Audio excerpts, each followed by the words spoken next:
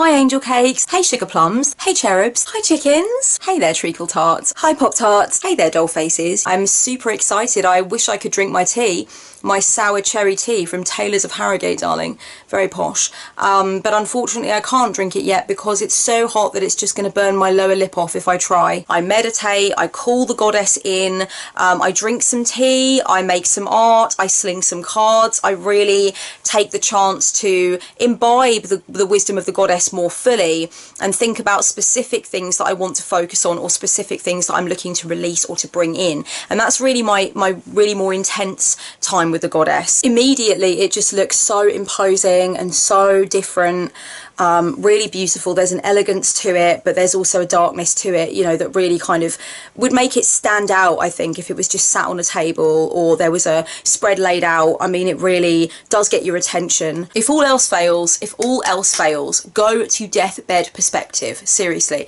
go right there. Do not pass go. Do not collect 200. It has helped me with so many things. Death is the key thing, the key archetype, the key concept, the key event in life that I meditate on perhaps the most, because it is the most instant stimulant, if you like, for getting me back the fuck on track. All right, I'm going to die one day. I don't know when. I don't know when it'll be. All right, but I want to do things now before that happens. To be effectual is wondrous, and to be effectual on behalf of someone else, particularly someone who has less than you or finds themselves in a different kind of bind to you, a different kind of difficult life experience to you, it just feels right. It feels good. It feels like something I should be doing. If you are in a situation at the moment where you are striving for someone's approval, someone's love, someone's acceptance, and constantly feeling rebuffed, rejected, pushed away, you know, if you feel like you're getting scraps from someone's table, but they're not really ever prepared to give you a full meal, they always make you feel like you've got to work so hard for that scrap, and then you're starving hungry again, and you know, they've got nothing for you. If you feel like you're in that situation with someone, I would really recommend that you think about who you're really trying to gain approval from. Is it a parent? Is it a parent? Is it a part of your inner child that is striving so desperately to just be loved unconditionally by mum or dad? Even though we can see logically that we might have spent our time in a more useful way, we still feel very keen to justify the way in which we did spend our time. And that's because it's uncomfortable and it's unpleasant to confront the fact that the time was actually wasted. I would recommend the very first thing that you do is to admit the issue.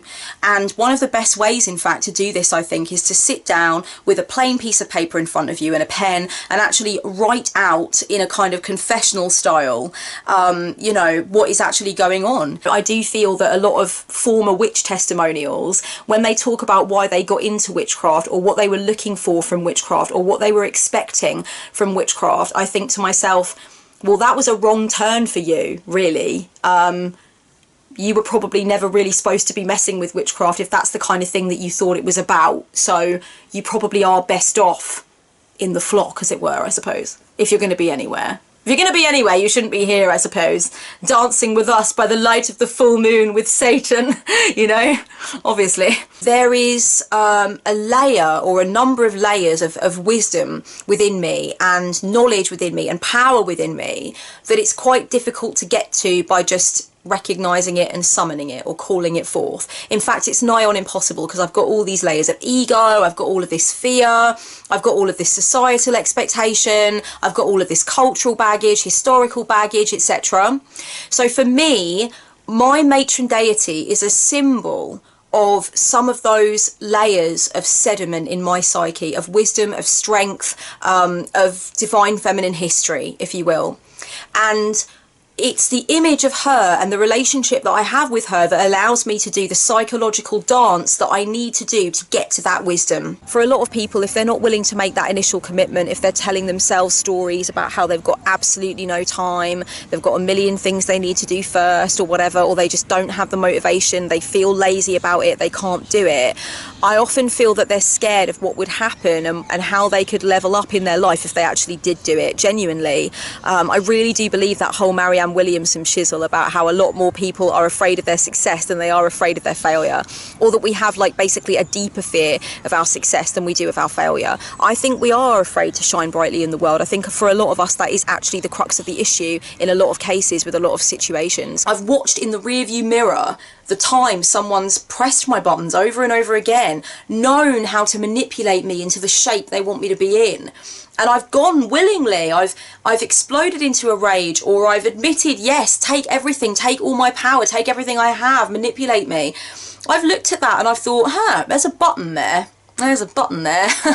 And I really need to look at why that's there, and I need to make sure that I know it's there, so I know that when somebody tries to push it, I don't have to respond the way they expect me to or the way they want me to. It doesn't have to go down like that. I'm in control. We don't urge ourselves to think enough about the difference we could make in daily life, because a lot of people that are very spiritual and very motivated by spiritual thinking and spiritual practice are also very highly sensitive, and sometimes they can feel like all the energies that are going on with all of the crap that's happening in the world is really just very overwhelming, and it's kind of it's like a landslide of feeling all the time and having to deal with that. And so actually I think in a lot of ways spirituality and the dialogue around spirituality can be incredibly selfish in its nature, because a lot of it is about, you know, how do we protect ourselves from what's going on in the world? How do we make sure that with our heightened sensitivity and our spiritual perception we don't get trampled underfoot by all this negative energy?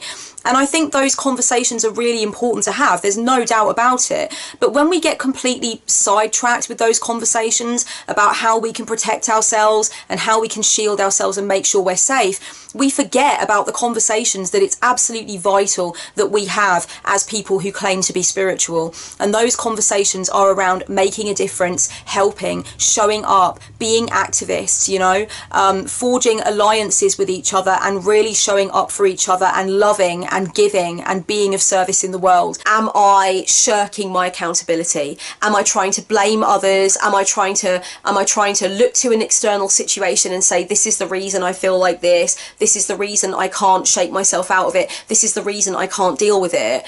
Do I need to bring the responsibility back to me to do what I can to deal with it? I have a portrait of Frida Kahlo in my living room. I have a portrait of Hel, the goddess of the underworld. I have statuettes and portraits of the Blessed Mother. I've got the High Priestess right here in my tarot corner where I do all of my readings, where I rely heavily on my spiritual wisdom and intuition. And that's exactly why she's there. So, you know, it's really thinking about what kinds of images you want to be able to help you to lock in on even the most organic basis, and thinking about where you can put those images and those figures so that they act as reminders to you that you can lock into that amazing energy anytime that you like. Even though it hurt like a bitch, and even though I really felt like I was always going to be lonely, and like I'd made some hideous mistakes with regard to who I was spending my time with and trusting in, and it put me at odds with myself, and for a while I felt like I couldn't even be friends with myself. Even in spite of all of that, I feel like that sacred loneliness brought me to this incredible,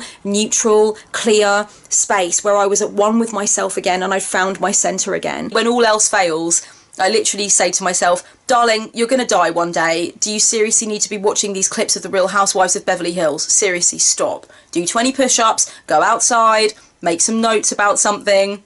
Seriously, pull yourself out. It's okay. It's all going to be fine.